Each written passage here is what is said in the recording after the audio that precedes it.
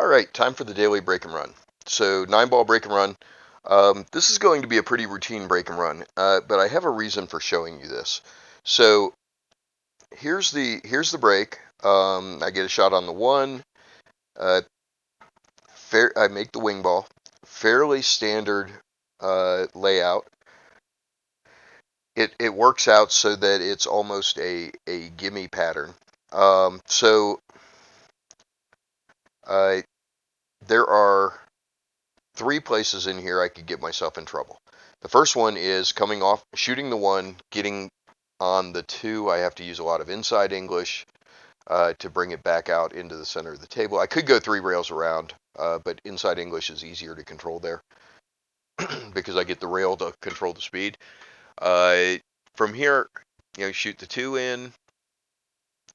I get an angle on the four. Now, this is the second dangerous spot. I need to avoid the side pocket, so I put some right hand English to keep it from going directly at the side.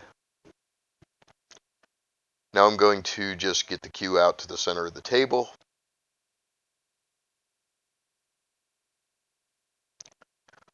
When I play the 6 again, I'm going to come out to the center of the table.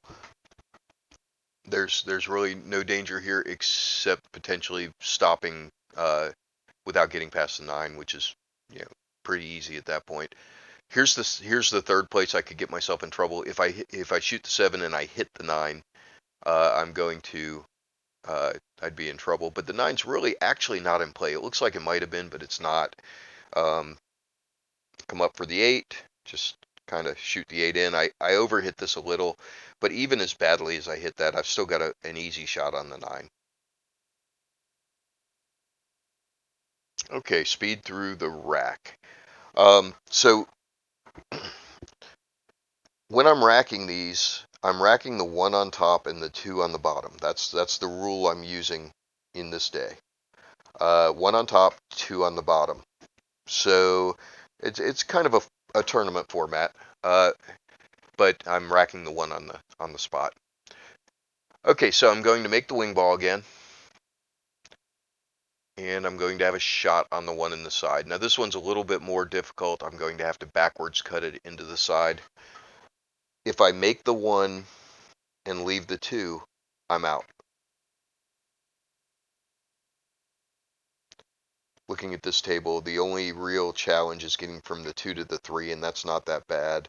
Um, Getting from the 7 to the 8 to the 9 is fairly easy, but I missed the 1.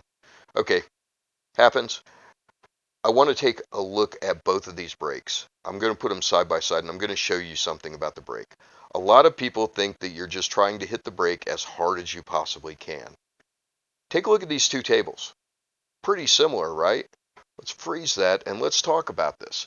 So my break, what I'm doing is I'm controlling the 1, the 2, and the cue ball. Those are the 3 balls I can control. So that's what I'm doing. I'm controlling them. The 2 is in the exact same place in both, well, very, very close to the same place in both. The 1 is roughly in the center of the table. The cue is over by the 2, and the rest of them are spread out in both of them. The one on the right is the one I ran. The one on the left is the one I missed the 1 ball on.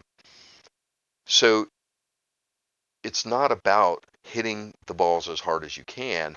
It's about controlling the outcome of it.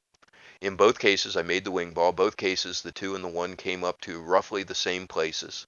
And the other balls are spread out, and they're in roughly the same places relative to where they were in the rack. So it's a random rack. So the 3 was in the left pitcher was on the bottom left side, and the 7 and the right pitcher was on the bottom left side. The differences in these racks: the 5 ball on the right bounced off the rail. The 8 ball on the right on the left hit the point, and then the 3 hit the 9 solid where the 7 brushed off of it. That's what you're looking for, is that consistency in your break shot. You're looking for your break shot to do the same thing every time, and this is a perfect example of that. And what I'm trying to do with my break. So if you can get your break to where it's consistently giving you similar patterns like this, you'll be much more consistent in breaking and running the racks.